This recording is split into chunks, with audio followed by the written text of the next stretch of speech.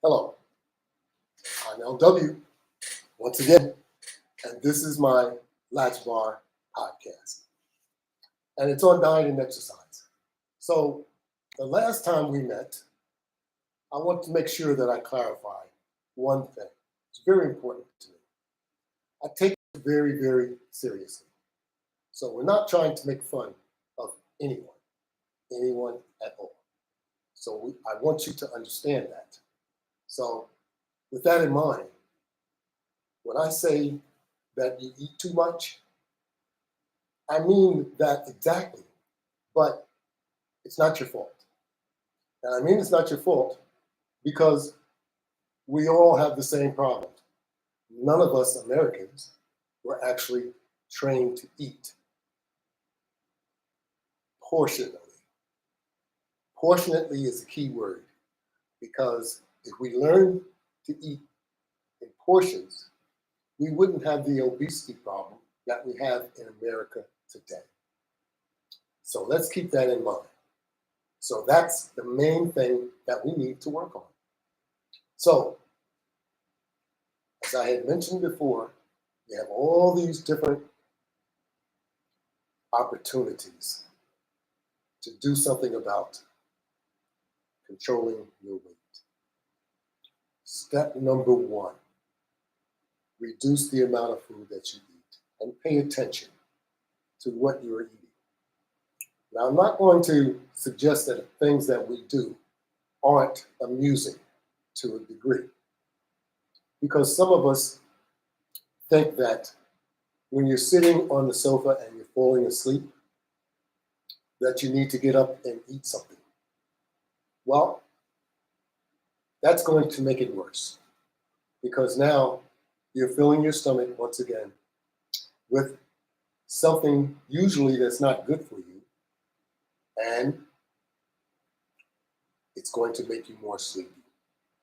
As soon as you finish eating, it's going to make you fall asleep because what you've done is you've generated once again a huge blood flow back into your stomach by eating.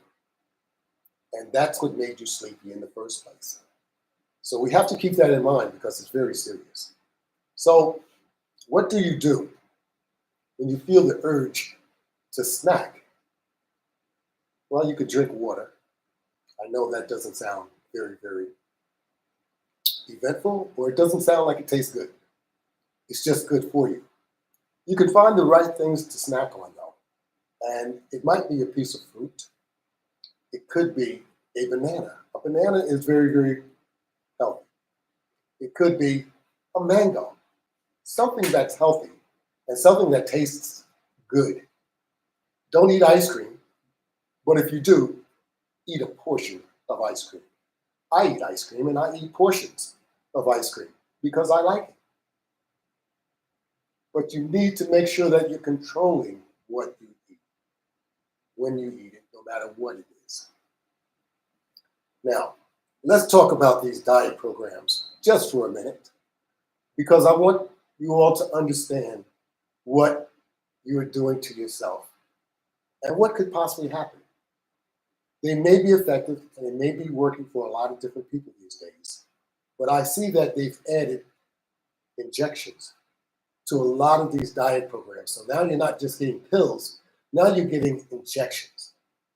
So there are side effects no matter what it is that you're taking or you're injecting or ingesting. So either way, you're going to get some side effects, and the side effects could amount up to and even death. Now, we don't want that to happen. So let's think about what you're doing before you do it. Any diet program is a disciplinary program, which means you have to follow the program and supervise yourself under the instructions that you are given. It's up to you to follow those instructions that you're given. So you can go off the beaten track even if you're on a diet program. So, if you can follow the instructions on a diet program and stick to the diet, you can discipline yourself enough to do it without the help of a diet program. That's right. Discipline yourself. I mean, pay attention to what you're doing. Eat the right foods, eat the right portions, and eat at the right times. You'll find that that method is most effective, more than anything you've ever tried. That's right. So you should give that a try. That's what I try and do. But in addition, you need to incorporate some type of activity, maybe exercise. If you don't like to exercise, you need to start or do something that will generate a cardio effect. That means you want your heart rate to speed up. That's right. As a result of you working out, your heart rate will help clean out your arteries if it's speeded up. The arteries, remember, they collect cholesterol. So as you cleanse them, that means you're cleaning out the cholesterol. Cholesterol in your arteries can lead to a stroke, can lead to a heart attack, can lead to high blood pressure. So none of that is what you're looking for, but all of that is what you get if you're not careful. So let's do something about it before it's too late. Remember, as we age, we know we're going to get something, but you don't want the world to come tumbling down on you just because of your neglect. And what I mean is you continuing to do something that you know is wrong, which is going to contribute to poor health down the road. And that's what's going to happen. So if you continue to do things that aren't healthy, they may be okay for you to do while you are at this young age. But the young age isn't going to last forever. So think about down the road and think about perhaps what your parents were going through. How did they get to where they were? And why did they have the ailments that they had? It's natural that you're going to get something, but you contribute to almost everything that we get. That's right.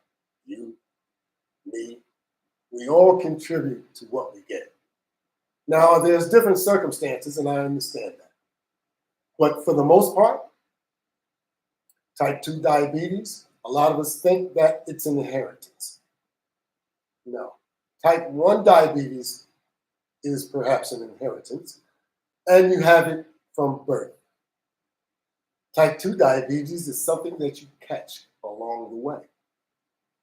You don't catch it, you're kind of giving it to yourself. That's right. And it comes from what we eat and what we drink. It's controllable, in other words. You don't have to get it. But you need to be focused enough to make sure that you're on top of it. If you know that your parents had it, you should be conscientious enough while you're young, before you catch it, to make sure that you don't. Because usually we catch what our parents catch because we're doing the same exact thing that they did, which was wrong. So you got to stay on top of it. That's the key. So you got to get started early so that you know it's going to help you later. And later is what it's all about, because later is when the suffering starts. When you're young, you can do everything. You're almost invincible. That's the way we feel. And that's the way we look at a lot of things that we shouldn't. Then as we age, it's such a change from what it is when we're young. Believe me, you'll find out too if you happen to live long enough. So start practicing doing the right thing so that you don't have to suffer later on down the road. So looking at those side effects that you'll get from those dietary programs, it's really unbelievable the risks that people will take to lose 20 or 30 pounds, maybe 40 or 50. and sometimes 50 to 100 and more. The quick fix is never a good fix. Always keep that in mind. It's just like a deal that sounds good. Something must be wrong with this deal. It sounds too good to be true. That's what the quick fix is when it comes to losing weight. Losing weight naturally is the best way to do it. As I indicated, exercise must be incorporated into your daily routine. Paying attention to your diet must be always on your mind, because the minute you fall off the wagon, you gain double the amount of pounds back.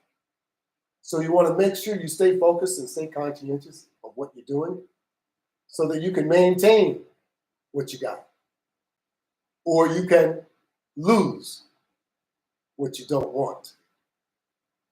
But you must stay focused in order to do it, because otherwise you don't, and you're not giving yourself a chance. And that's what it's all about. So your takeaway from today is to stay focused, cut back on eating all the things that are no good for you. And you know what they are. We all do.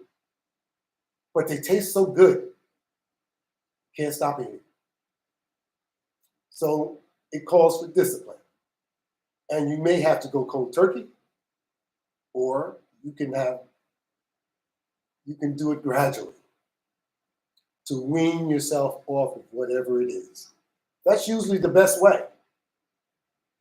And then you can stop doing it. It's just like smoking a cigarette.